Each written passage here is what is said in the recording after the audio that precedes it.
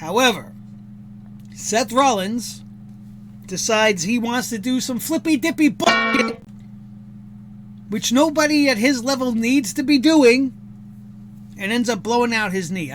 Wrestle smarter. Because now what the hell is going to happen? The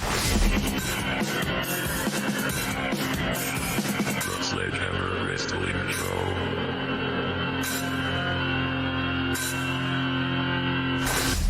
Hey-o, and what is up, gang? Thank you for checking out the Sledgehammer Wrestling Show right here on Sledgehammer TV. I am your host, Nick Nightmare, and in this episode, we are talking about last night's Saturday night's main event, which was supposed to be a really huge deal, but it really turned into a huge disaster.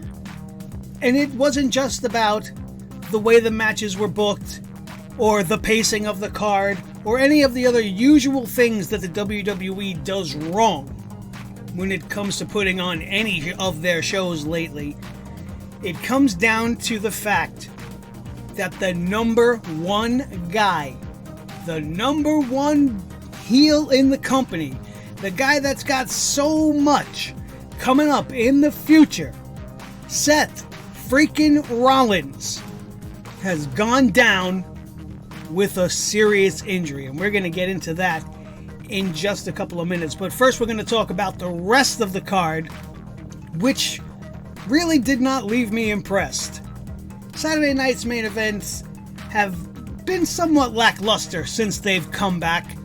We had 4 big feature matchups, but the best thing that happened on this night didn't even happen in a match. It wasn't even one of the matches. It was something that happened in between, which we're going to talk about again. But we're going to go in order, and we're going to start with the first match of the night, which was Randy Orton taking on a returning Drew McIntyre. Now, if you were around like I was, back in like 2017, I want to say, maybe it was more closer to the COVID times, Randy Orton and Drew McIntyre had one hell of a feud. They always put on bangers and bangers of matches, one right after the other. It was really, really great stuff. You're talking about 2 top talents in the business. Doesn't matter which one's heel and which one's face. I was actually really looking forward to this. I was thinking it was going to reignite something special, something really, really important going down the line for both of these guys. But that's not what we got.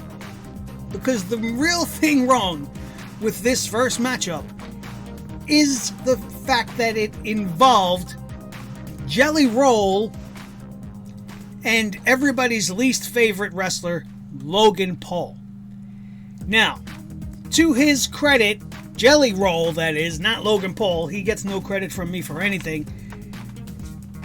He's lost a lot of weight, and apparently he's training, and we've seen in the past, we've had stars like Bad Bunny come in and put on a real good show.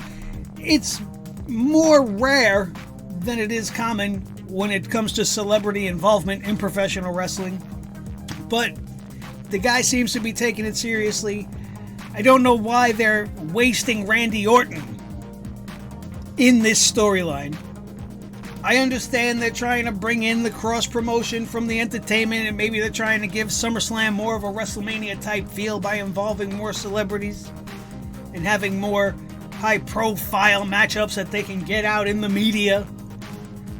But this just seems unnecessary and an absolute waste of both Randy Orton and Drew McIntyre when it comes to their involvement on the SummerSlam card. This is a throwaway match. Who really gives a shit about RK Roll?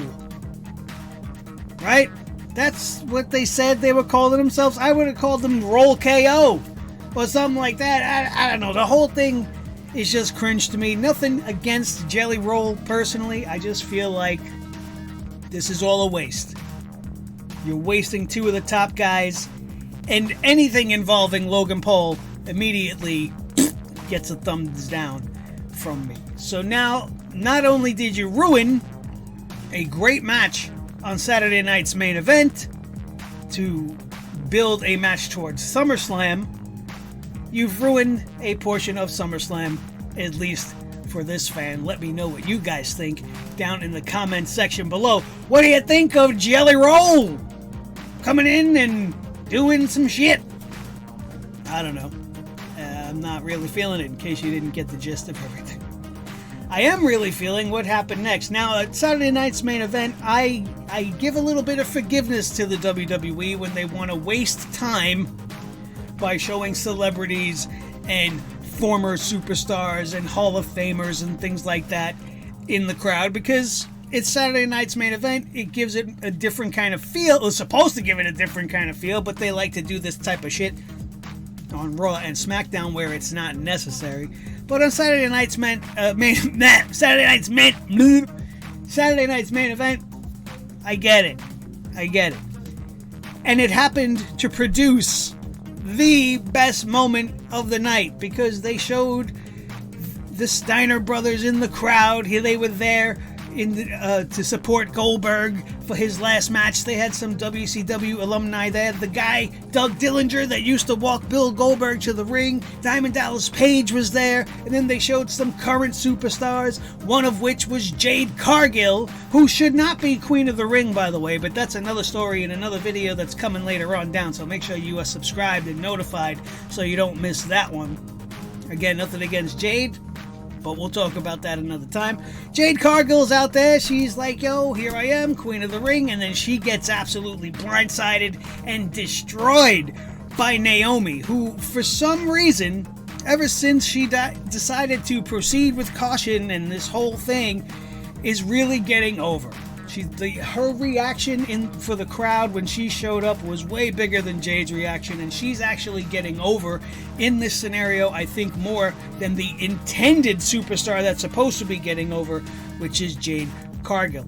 And the other thing that made this the best moment of the night was that they even upped the ante in the build towards their big no-holds-barred match a little bit later on tonight at Evolution. They announced a special guest referee for Jade Cargill and Naomi's match, and of course, you knew it was coming. I knew it was coming as soon as they said it. Bianca Belair came out dressed as the belle of the ball. She didn't come dressed for a pro wrestling show, I'll tell you that. She looked beautiful and she was in this crazy dress, but I thought it was a little bit overdressed for the occasion. Be that as it may. Best moment of the night. Naomi was insane, bro. She was attacking Jade Cargill with such ferocity on the outside, throwing her into the tables. She's really intense. She's really getting into this character, and for as much shit as I used to give Naomi when I was getting tired of the glow, I have to give her so much credit. She has taken this ball, she's running with it, and she's been the most entertaining she's been in years. Maybe the most entertaining thing in the entire women's division, if you ask me. It was a great way to build towards the match tonight. It's making this the match to see at Evolution, because what else is there? Everything else is somewhat predictable, and they ruined the fucking Battle Royal for the girls at Evolution just by adding Nikki Bella, because we already know now Nikki Bella's going to win, instead of giving it to a Stephanie Vaquer or a Julia or whoever else might be in there that needs a little, push. But whatever, that's for Evolution. But my favorite moment of all of Saturday night's main event, Naomi attacking Jade Cargill and the announcement of Bianca Belair as the special guest referee. United States champion Solo Sikoa defended successfully against his older brother Big Jim, Jimmy Uso, and I'm getting really tired of seeing this same thing. It's always the MFTs or the Bloodline 2.0 coming out and getting involved. And here's what's really wrong with this scenario. It's not so much that Solo Sikoa won. He should have won. It's his first title defense. There was no need to give it to Big Jim right now, and there was no need to give Solo a loss. If anybody's going to take it from Solo, it should be giving it back to Jacob Fatu. But therein lies the problem. Jacob Fatu comes out as the MFTs and Solo Sikoa are beating down Big Jim once again, 4-on-1, and then Jacob comes out and takes out the entire MFTs, with the exception of Super Tall Tonga, which has got the worst fucking name. Like, come on, Tonga. Really? Why? Because he's the tallest Tonga you ever seen? How ridiculous of a name. But whatever. Whatever. He's the only one that Jacob Fatu didn't really just have his way with and get rid of. But if one man could take out your entire squad while Big Jim is all fucked up in the corner, how good is your squad? Really? At some point they need to add some people, right? Where is Tama Tonga? Is he going to come back on Jacob Fatu's side, maybe even it up? Are we going to bring in Zilla Fatu? Are we going to bring Jey Uso into the mix? Is Roman going to come back and side with Big Jim and Jacob Fatu? We need to move forward because we literally keep seeing the same finish every time we have a Solo Sikoa match. And while we're talking about the MFT group for 1 second, now that they added Tala Super Tala Tonga, the tallest Tonga you ever seen, doesn't JC, Mateo, AC, Slater on steroids look really, really out of place now? The guy almost looks... You know what? Never mind. I'm not going to say it because I don't want to start a whole thing. But he's so small. So small. It's just off-putting. He doesn't look like he fits. He's not even Samoan, is he? He's not Tongan either.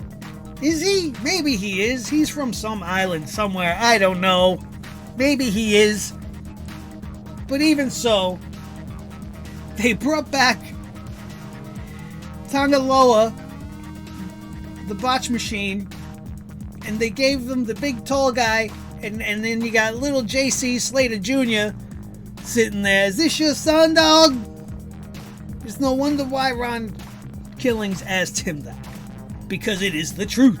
He looks like a child in the ring with them. It looks ridiculous. But I'm tired of this finish. There was no reason why Solo Sikoa couldn't have beat Big Jim clean. Put his brother over. He's the champion. It's his first title defense. Then you can have the beatdown at the end. You have Jacob Fatu come out, and then the stupid MFTs should have left them both laying. That would show some dominance in your group. It's the reason why they're your family tree, MFTs. My family and I had a whole discussion. What the hell does it even stand for? And then I noticed it was on the back of the t-shirt. It says My Family Tree. We thought it was my favorite Tongan.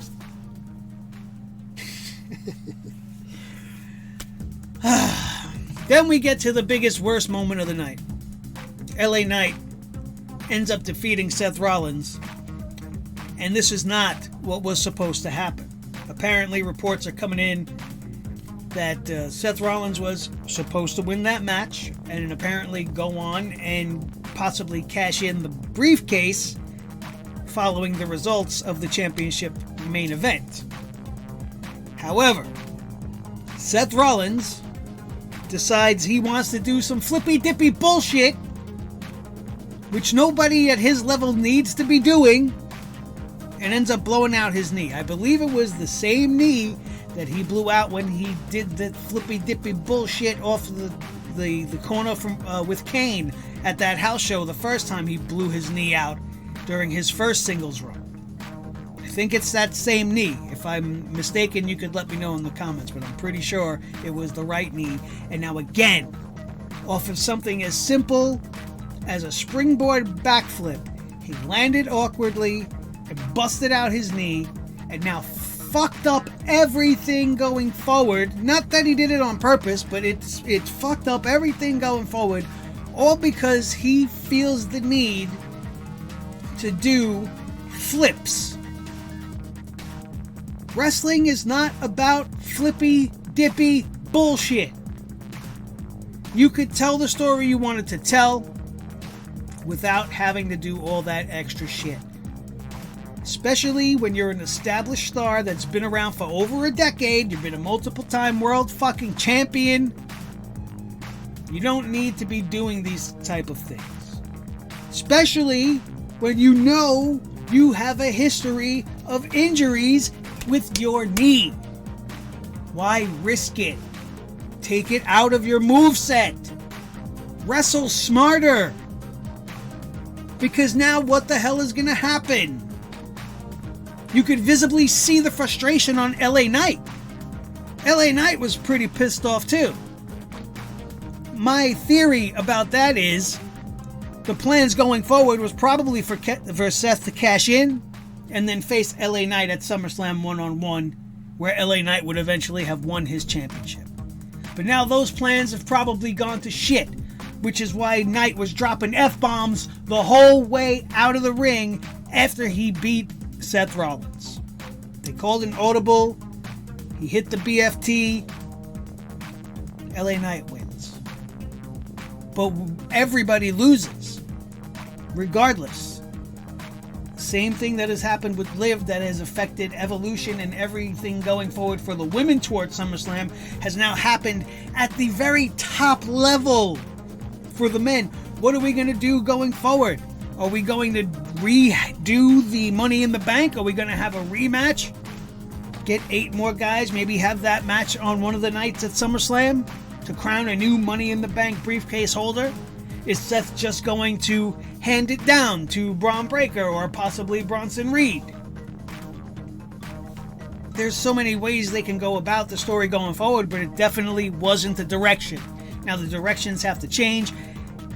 Who knows how far the reach of Seth Rollins' injury may go? It may be affecting Punk's stories going forward. It probably is. It may be affecting the John Cena final run going forward. We don't really know, and we may never know just how deep the whole rabbit hole of Seth Rollins' injury is going to go as far as it goes to the creative part of things. But man, I feel bad for them. I feel bad for Seth Rollins. Here he was on the cusp of a great run for the second time, and now it's most likely over, and we don't know what's going to happen going forward from here. Especially, I don't think they knew what to do going forward with the following match, because the Goldberg match against Gunther, to me, was not impressive. I didn't expect much out of it. I mean, I guess Goldberg did the best he could. He gave us as much as he could.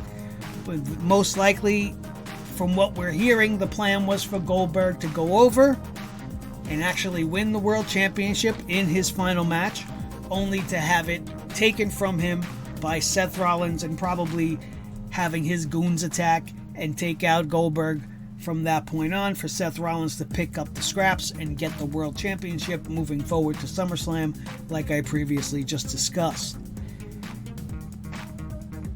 But they called the audible as they had to, and we had a somewhat slow and boring encounter with a couple of high spots. Gunther deciding to get into it with Goldberg Jr. on the outside, which prompted a little back and forth there. Nothing we didn't expect to see. And then they had Goldberg wrapped up in a submission by Gunther, and he didn't tap out. Supposedly he passed out, even though he kind of woke right up after Gunther let go of Goldberg. He just kind of snapped right out of it, like, oh wait, what happened? Where am I? And then something very odd happened. We went right to commercial. Like, before they even announced the winner of the match or anything, the bell rang, and then we went to commercial, and then we came back, and Goldberg was in the ring, and he was giving his farewell speech, and then the show ended after he said about 2 or 3 sentences. And it definitely didn't let him finish. I guess they completely mismanaged their time. I heard some people online talking today that some people were saying maybe the WWE did that intentionally because Goldberg has been kind of talking down about the company here and there in between his last appearance and this appearance. I don't know. I doubt there's any validity to that. I think it was just a case of mismanaged time and too many commercials, and too much time wasted on celebrities. The ones that were wrestling related, I don't mind. But that one guy that he didn't stand out to me enough to even remember, but he definitely had nothing to do with anything. He was from some other random show, I guess, or he was a racing guy? I don't know. So what good was it? Your advertisement and your placement of him was so great that I don't even remember who the guy was.